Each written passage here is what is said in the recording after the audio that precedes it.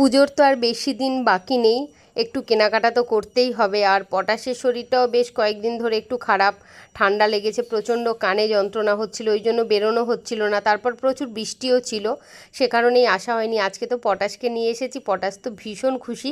ও আমার ব্যাগটা নিয়ে এখানে চলে গেছে চেক করতে, যদি নতুন কিছু প্রোডাক্ট থাকে আর কি সেইগুলোকে ওরা লেবেলিং করে দেয়। তো চেনটা খুলে দিল, ওনারা চেক করে নিল। এবার পটাশ চলে যাচ্ছে ভেতরে। আজকে আমরা এসেছিলাম সাউথ সিটিতে। আজকে পটাশ কী কী কাটা করবে সেটা তোমাদের সাথে তো শেয়ার করবই। তার আগে চলো সাউথ সিটির ভেতরটা তোমাদের দেখাই। এখানে তোমরা কেন, তোমাদের বাচ্চাদেরকে নিয়েও আসতে পারো। এখানে কিন্তু খুব সুন্দর একটা পরিবেশ, যেখানে বাচ্চারাও ভীষণ আনন্দ পায়, একদম খোলামেলা, ছিমছাম, দেখতেও অসাধারণ। দেখো কি দারুণ লাগছে, পটাশের তো কি মজা হচ্ছে, তাই না? পটাশ খুব লাফালাফি করছে। আর দেখি কতটা কি কেনাকাটা করা যায়। আজকে প্রচণ্ড ভিড় দেখছি, যেহেতু পুজো একদম ঘনিয়ে এসছে।